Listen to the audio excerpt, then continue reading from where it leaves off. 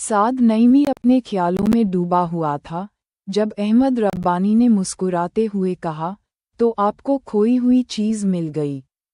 साद ने हल्की मुस्कान के साथ जवाब दिया, हाँ, सही कहा।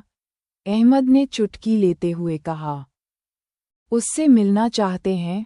साद थोड़ी देर चुप रहा, फिर धीरे से कहा, हाँ। अहमद ने मजाकिया लहजे में कहा, पिछली झिझकें छोड़ दूंगा। खुशी में साद को अचानक अपनी माँ की याद आ गई। बचपन में उसने उन्हें देखा था और अब उसे देखकर हैरानी हो रही थी कि उसका चेहरा उसकी माँ से कितना मिलता जुलता था।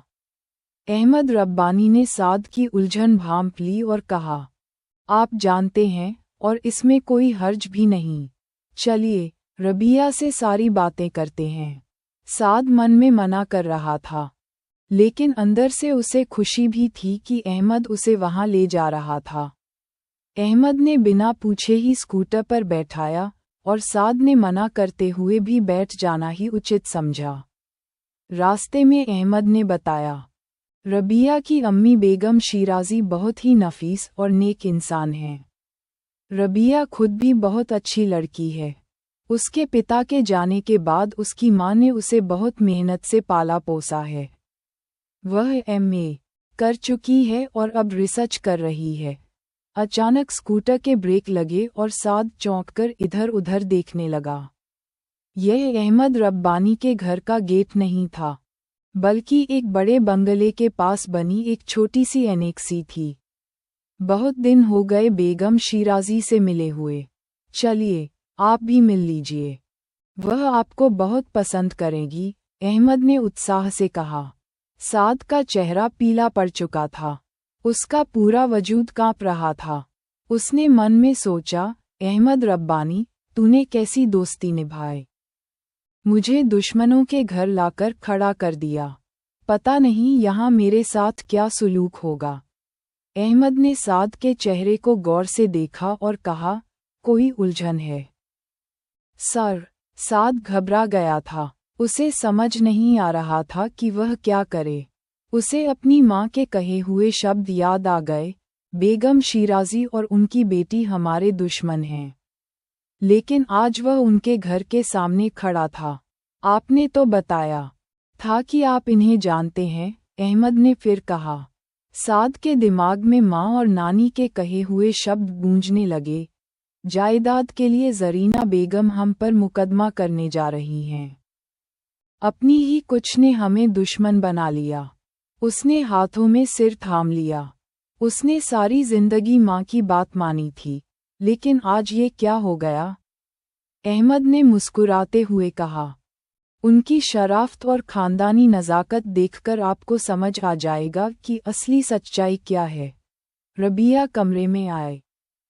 उसकी आंखों में अब वह शोखी और मजाकिया अंदाज नहीं था जो एक दिन पहले अहमद के घर देखा था। वह संजीदा थी। उसने बिना कुछ बोले साद के हाथ से पैसे लिए और कर्मदाद को देने से रोक दिया। हम चाय नहीं पिएंगे और न ही कुछ खाएंगे, उसने सख्ती से कहा।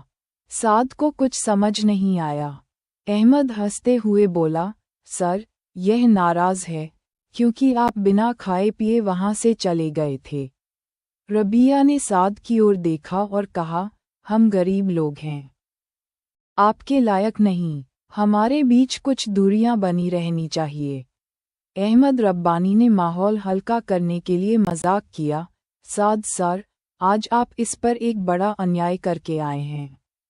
आप चाय और पकौड़े छोड़कर चले गए। इस वजह से यह बहुत गुस्से में है। रबिया की नाराजगी और संजीदगी देखकर साद उलझन में था। वह क्या करे, कुछ समझ नहीं आ रहा था। उसके दिल में सवाल उठ रहे थे, क्या सच में ये लोग दुश्मन थे या फिर कुछ और ही हकीकत थी। अहमद ने रबिया को बैठाया और कहा, अब आराम से बात करो। रबिया ने गहरी सांस ली और बोली, मैं सिर्फ 5 मिनट के लिए आई थी। अहमद भाई, तो फिर खुद ही इस चाय पानी के झगड़े में समय बर्बाद कर रही हो, अहमद ने हंसते हुए कहा। साद अब भी चुप था, उलझन में डूबा हुआ। उसने आज पहली बार बेगम शिराजी और उनकी बेटी को करीब से देखा था। उसके मन में अब तक जो धारणाएं बनी हुई थीं, वे धीरे धीरे धुंधली पड़ने लगी थीं।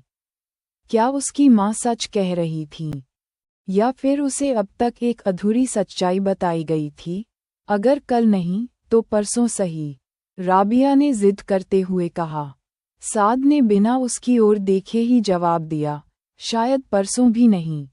अगर वह उसकी आंखों में देखता तो शायद उसकी नफरत मोम की तरह पिघल जाती, और फिर इस बीतते समय के साथ प्रेम और अपनेपन की सभी मूर्तियां धीरे धीरे ढहने लगतीं। क्यों? क्या तुम मेरी माँ की इच्छा को ठुकरा रहे हो? नहीं, ऐसा नहीं है। साद ने उसे बीच में ही रोक दिया। दरअसल काम बहुत है। एक नया प्रोजेक्ट शुरू हुआ है और मुझे शुरू में ही बहुत मेहनत करनी पड़ेगी। माँ बहुत बीमार हैं और उन्होंने इस पर बहुत जोर दिया था। राबिया की आंखें छलक पड़ीं। हमारे घर कभी कोई नहीं आता, कोई अपना नहीं है। आप लोग आए थे लेकिन फिर चले गए।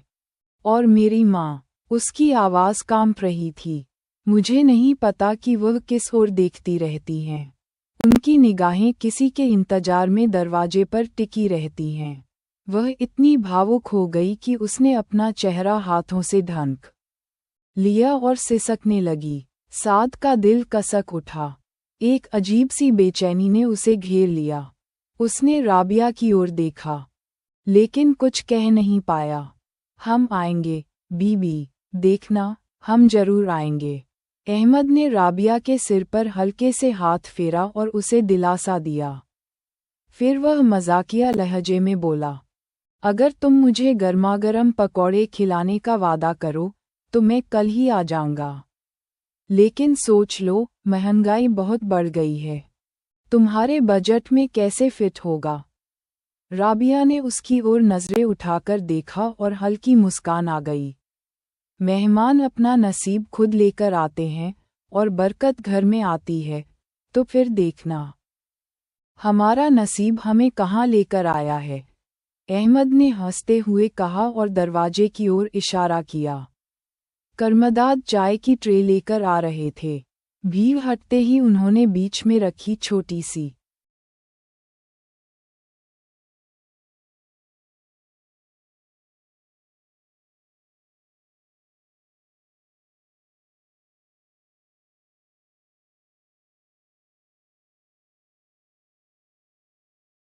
मेज पर चाय रख दी। अब मुस्कुराओ, अहमद ने मजाकिया अंदाज में कहा। देखो तो सही, खाने को देखकर तुम्हारे चेहरे पर कैसी चमक आ गई है। राबिया उसकी बातों पर हंस पड़ी, लेकिन उसकी आंखें अभी भी भीगी हुई थीं। वह कुछ बोल नहीं रही थी, बस भावनाओं से घिरी हुई थी। अहमद ने जल्दी से प्लेट भर ली और खाने लगा।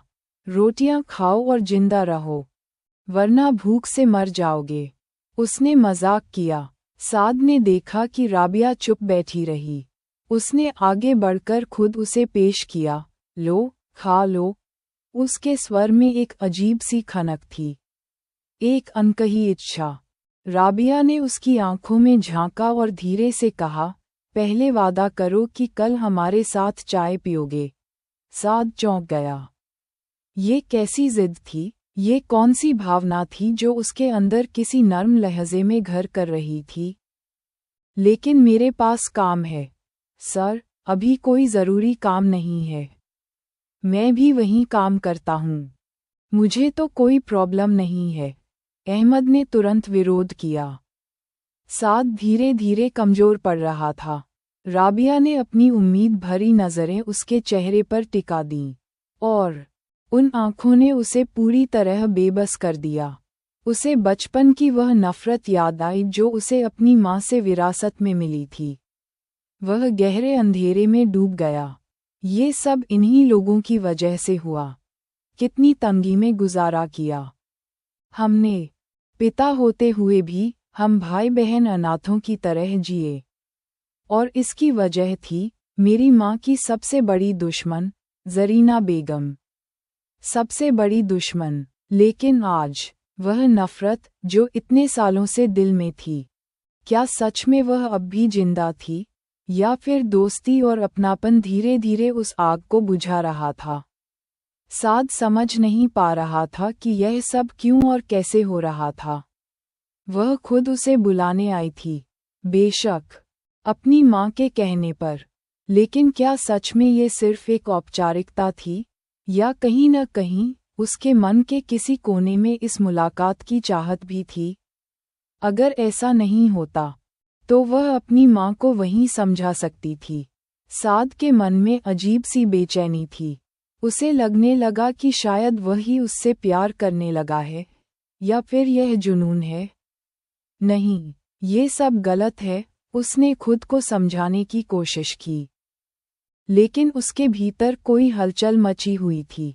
लंबे, घुंघराले बालों और झुकी पलकों वाली वह लड़की उसकी आंखों में घूमती रही। उसके बचपन की कहानियां, जिनसे नफरत उपजी थी, जाने कब और कैसे मिट चुकी थीं।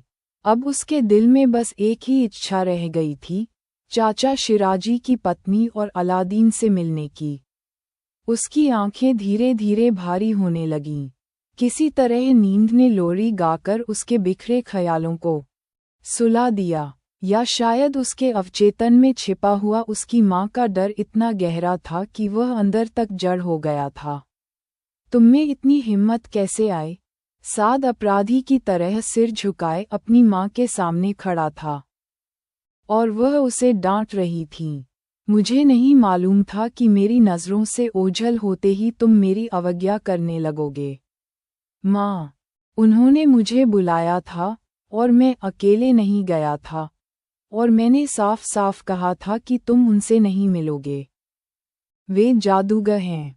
क्या तुम अपनी हालत देख रहे हो? जीनत जहां का पूरा अस्तित्व गुस्से से कांप रहा था। तुम पर भी जादू किया गया है। अब मैं भी अपनी माँ की तरह जीवन भर तुम्हारे चेहरे को देखने के लिए तरसती रहूंगी। नहीं, माँ, ऐसा कभी नहीं होगा। साद डर से कांपते हुए उठ बैठा। उसके माथे पर पसीना था, जबकि मौसम सर्द था। उसे नहीं पता था कि रात कितनी बीत चुकी थी। उसने बरामदे की ओर देखा, तारे धुंधले हो चुके थे। सुबह होने वाली थी, लेकिन अभी भी फज्र की अजान का वक्त था। उसका दिल तेजी से धड़क रहा था। उसका दिमाग सुन्न हो चुका था। फिर भी वह प्रार्थना के लिए उठ खड़ा हुआ। उसने सजदा किया, अपने लिए सुकून की दुआ मांगी। मुझे वहां जाने की अनुमति नहीं है। सुबह जब उसके पिता नाश्ता लेकर आए, तो वह खामोशी से अपनी जीप में जाकर बैठ गया। ड्राइवर ने इंजन स्टार्ट किया, लेकिन उससे पहले ही साद का दिमाग तेजी से काम करने लगा। मुझे अब हर हाल में राबिया को भूलना होगा। ये जुनून सही नहीं है। मुझे नहीं पता कि वे लोग कैसे हैं, अच्छे या बुरे, लेकिन अब मुझे उनसे कोई मतलब नहीं रखना है। उसने अपने विचारों को झटका दिया और खुद से वादा किया कि वह सिर्फ अपनी माँ की बात सुनेगा। मुझे वहां जाने की अनुमति नहीं है, साद ने अहमद रब्बानी से सख्ती से कहा। किसकी? माँ की, अहमद ने भौहें उचकाईं। तो फिर कल तुमने वादा क्यों किया था? साद ने कोई जवाब नहीं दिया। क्या तुम वाकई वहां नहीं जाना चाहते, या फिर तुम में हिम्मत नहीं है? साद ने लंबी सांस ली। कल मैं मजबूर हो गया था। राबिया बहुत उदास थी। मैं तो चाय पीने भी नहीं जा रहा था, लेकिन फिर वादा करना पड़ा। और अब जब तुम नहीं जाओगे तो वह कितनी निराश होगी।